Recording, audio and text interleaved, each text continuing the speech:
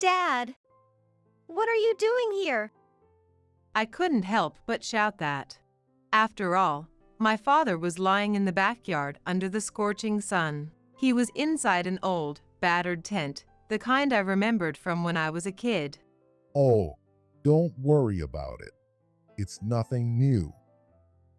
He answered weakly, his words leaving me speechless.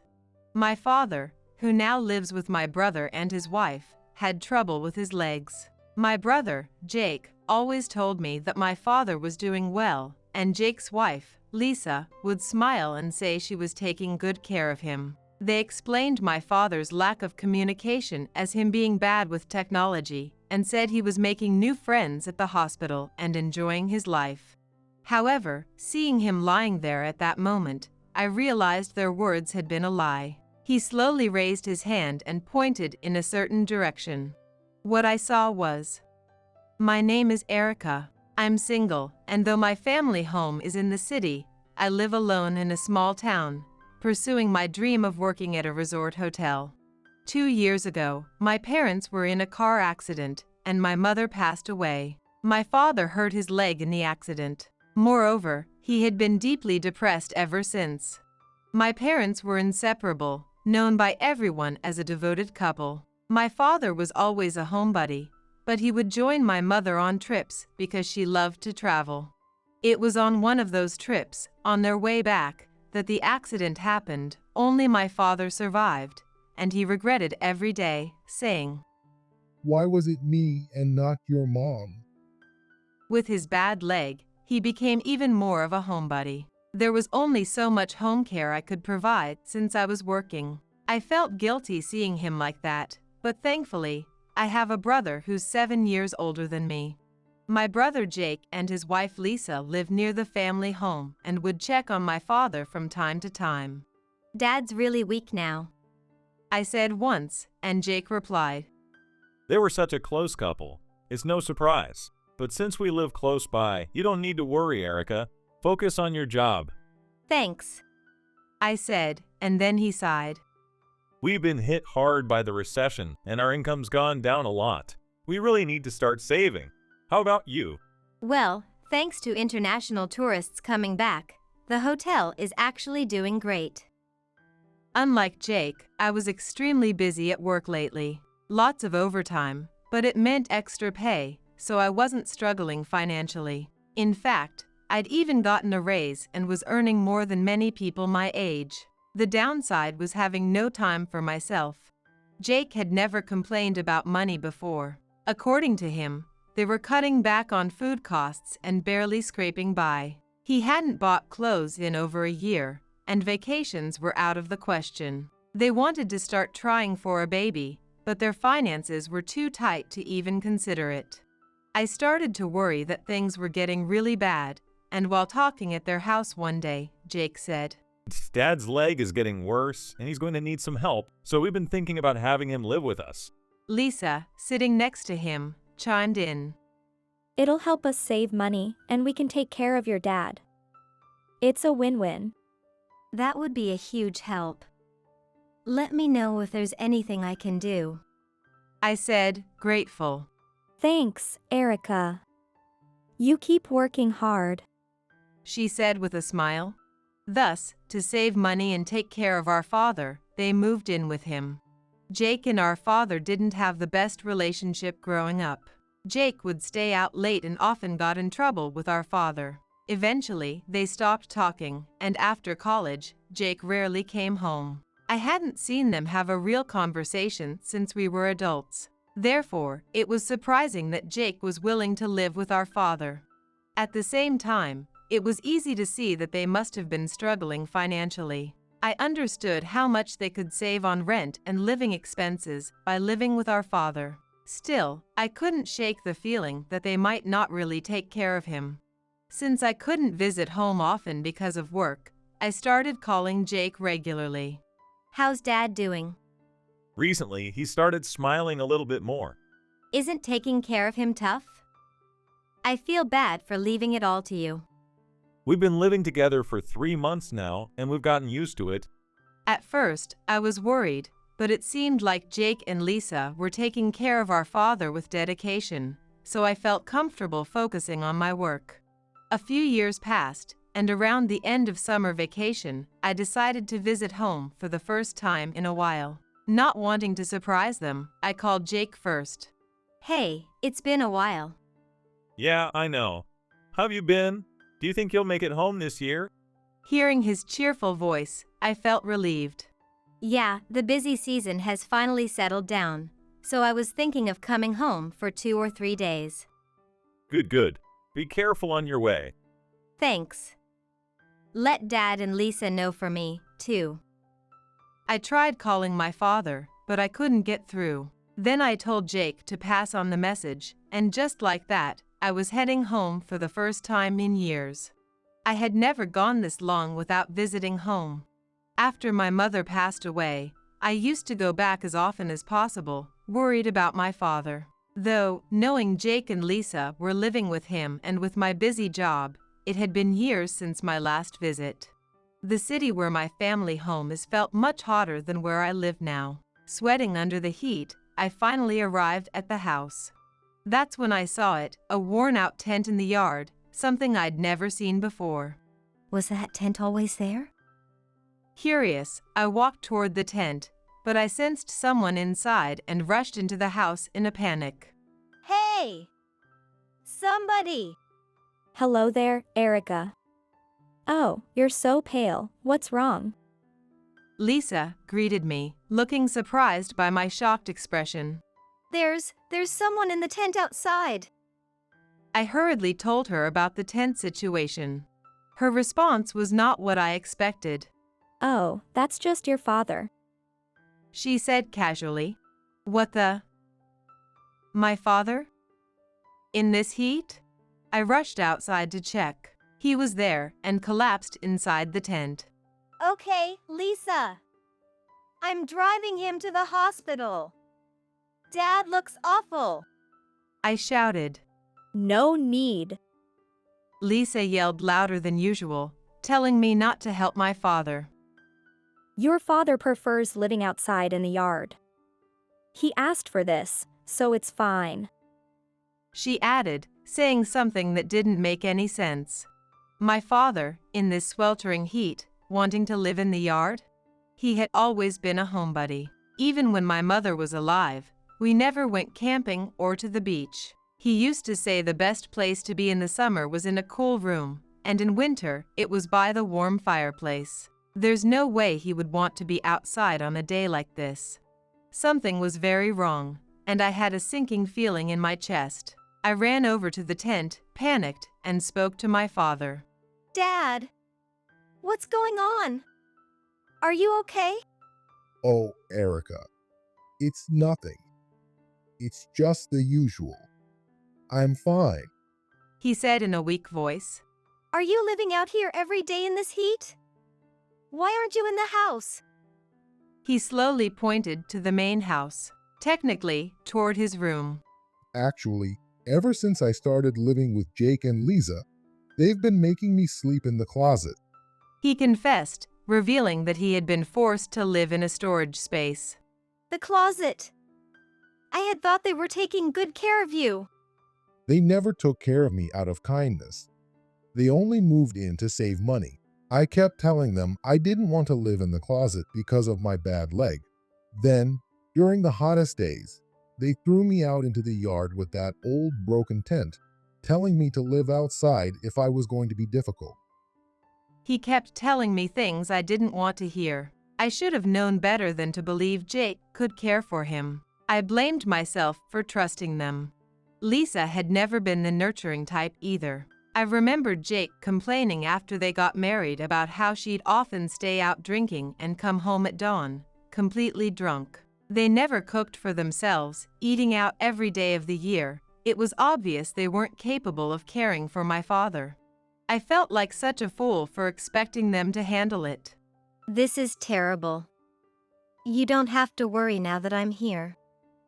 I was shocked to realize how terribly my father had been treated by Jake and Lisa. Over the phone, they made it sound like they were caring for him with dedication, but in reality, they forced him to live in a closet and eventually threw him out into the yard. I couldn't forgive them. Anger started to bubble up inside me. Ignoring Lisa's protests, I rushed into the garage. Hey, what are you doing? Don't use the car for him. Don't make this a big deal. She shouted, trying desperately to stop me. Still, I kept ignoring her. I took my father into the car, and I drove to the hospital. He was nearly suffering from heat stroke, but thankfully his life wasn't in danger. However, since he hadn't been fed properly and had been living in unsanitary conditions, he had to be admitted to the hospital. Dad, you can relax now. Get some rest. I told my father, and he said with looking relieved, Erica, you saved me. I was ready to go join your mother every day. What are you talking about? You've got to stick around for a long time, okay? I said, trying to hold back my tears, realizing how close he'd come to giving up. I kept a smile on my face for him. I went back to the house to get some of his things for his hospital stay. Jake, Lisa, I need an explanation for what you've been doing to Dad. I said, confronting Jake and Lisa with all the anger I'd been holding in. Well, we were kind of hoping he'd leave on his own, so we started treating him badly. Lisa confessed without much hesitation. Yeah, he was more stubborn than we thought, though. He didn't leave. Jake added nonchalantly. They were both fully aware of how cruel they'd been to my father. They laughed, talking about how they'd mistreated him to make him leave. Do you guys even hear yourselves? It's a miracle he's still alive. If something had happened to him, you'd both be criminals. You're exaggerating. We gave him food, and we checked on him once a day.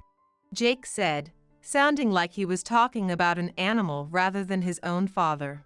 He wasn't being fed properly, that's why he's in the hospital. And who do you think you are, trying to throw him out of his own home? This house was always his. Nevertheless, they didn't seem remorseful at all and kept making excuses. We didn't want to live here either. Jake said. We only moved in because we were struggling financially, but caregiving turned out to be harder than we expected. Lisa added. That's why we wanted to put him in a facility. But he didn't want to leave the house because of all the memories of your mom. He tried to kick us out instead. Jake said, trying to paint themselves as victims. They'd tried to get my father to leave because caregiving had become too hard, and when that didn't work, they tried to manipulate him into saying he wanted to move out. You can imagine with zero rent, a place like this is valuable to people like us. There's no way we were leaving. Jake added. I never imagined my own brother would deliberately lower my father's quality of care just to take over the house. Sure, Jake never got along with my father, but I thought by the time he was in his mid-30s, he would have figured out how to live with my father. The fact that he could come up with such a despicable plan terrified me. He even confessed that he'd timed locking my father in the closet and throwing him into the yard around my visits so that my father would choose to live with me instead of them. It's better for his health to live in the countryside anyway. I was all set to send him to where you live. Jake said. Yeah, he was pretty stubborn. I thought he tried to run off before you got here, but he's tougher than I expected. Lisa laughed, as if they were reminiscing about some old hardship. Now that Erica's here, Dad will probably say he wants to live with her. Jake said, laughing along.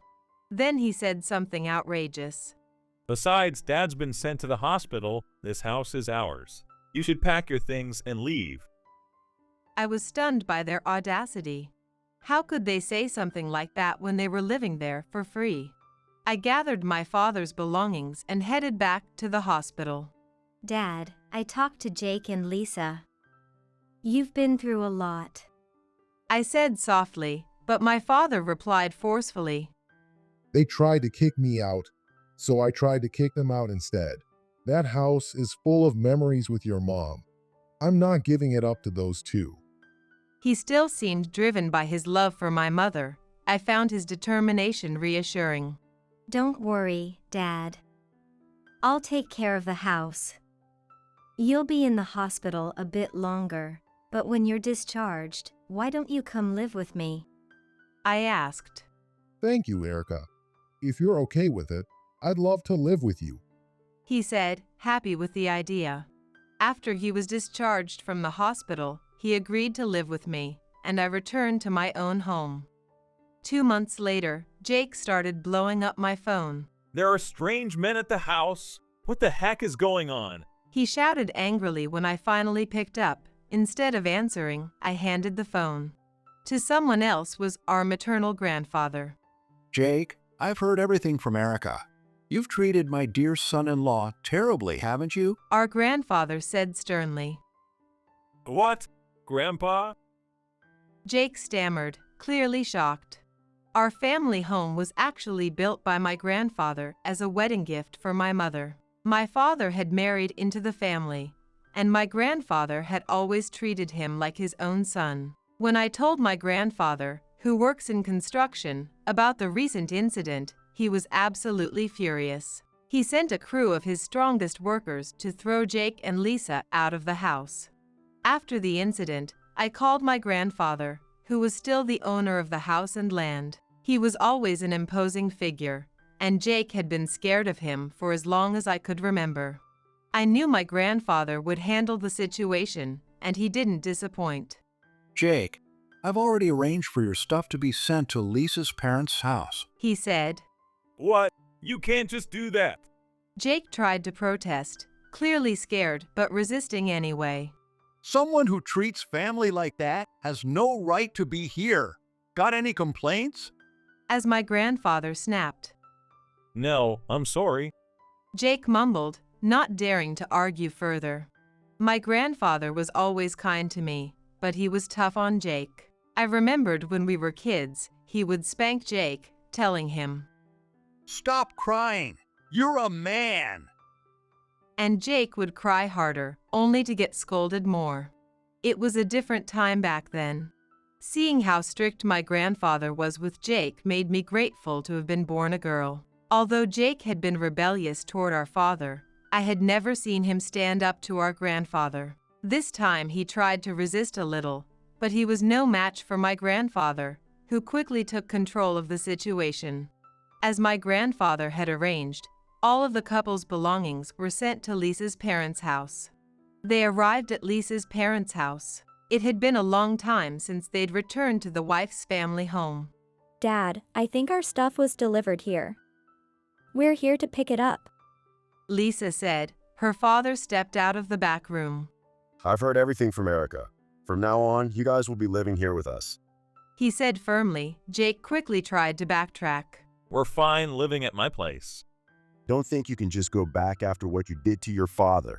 I'm going to knock that rotten attitude right out of you. Lisa's father replied angrily. I'd heard that her father was a strict man. I'd called him and explained everything, so he knew what had happened. From then on, Jake and Lisa were forced to live with her parents and were subjected to strict discipline. Lisa had to learn to cook from scratch and was responsible for preparing all 3 meals every day. Jake, meanwhile, had to get permission from his company to take on a side job, and on weekends, he was made to work for Lisa's father. After my father was discharged from the hospital, my grandfather told him the house was in need of repairs. My father threw himself into rehabilitation, determined to fix the house full of memories with my mother, and made an incredible recovery. You worked so hard in rehab. Even the doctor was amazed at how quickly you bounced back. My father replied, sounding like his old self. Of course. I'm fixing the house full of memories with your mother. I had to put my heart into it. It seemed like his love for my mother had helped him heal. Under my grandfather's guidance, and with the help of his workers, they slowly began repairing the house. As he worked on the house, my father seemed to regain the sparkle he had when my mother was alive. You look really lively, Dad. Yeah, fixing the house brings back all kinds of memories. It feels like I'm talking to your mom. I used to think she'd gone far away, but maybe she's been here all along, watching over me. Hearing him say that made me tear up. Maybe my mother really had been protecting him all this time, even after everything Jake and Lisa put him through. Eventually, the repairs were finished. By then, my father was satisfied and ready to let go of the house. Dad, are you sure about this? Yeah, I feel like your mom's telling me it's okay to let go now. Plus, the house is so beautiful now. I'd love for someone else to live here. He said in a peaceful tone. You're right. I'm sure Mom would be happy, too. It didn't take long for a buyer to be found, and with the money from the sale, both my father and my grandfather moved into retirement homes. I started visiting them more frequently. How are you doing, Dad? Every day is great. I've made lots of new friends. It's all thanks to you, Erica. I really appreciate it. My father said with a big smile. It was clear that he was enjoying his time at the home, spending his days happily with the other residents. I cherished the time I spent with my father and made sure to savor every moment with him. Life had become more peaceful for us both. As for Jake and Lisa, they didn't seem to have learned much. Lisa said, We're getting used to my father's discipline, and honestly, it's not so bad. The house is big, and things are pretty comfortable. Jake chimed in. Yeah, it's not like it's hardcore all the time, and it's nice having so much space. Now that we're free from caregiving, we're actually pretty lucky. Lisa said happily. Thanks to this, we can live comfortably even with a low income, so we're grateful. Jake and Lisa had gotten used to living at Lisa's parents' house and were relieved to be free from caregiving, showing no signs of remorse. Their lack of remorse was infuriating. Lisa's father also had had enough and ended up kicking them out of the house. You two haven't shown a bit of remorse, so you can leave. He said, his voice calm but angry. Wait, Dad! Come on! Pack your things and get out. He demanded, giving them no choice. Because they'd gotten used to living off Lisa's family, they had no savings and were spending everything they earned. Suddenly homeless, they were lost. For a while, they lived in an old tent in a park, huddling through the winter cold until they could afford to move into a place of their own. It's freezing! This is all because of your low income. Lisa complained, blaming Jake. Don't complain. The tent's from home, and I even bought you a new sleeping bag. Plus, I've been working 7 days a week with no breaks. He snapped back, irritated. They'd blown through all the money he'd earned from his side job, and they had nothing left by then. Maybe we should ask Erica if we can live with her in the countryside? Lisa suggested, sounding hopeful. Jake desperately agreed. Might as well give her a call.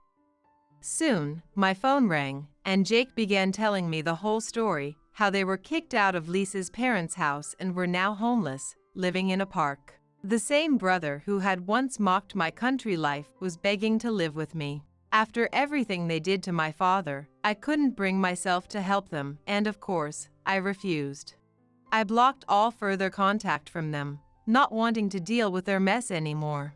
I can only hope they eventually realize that what goes around comes around.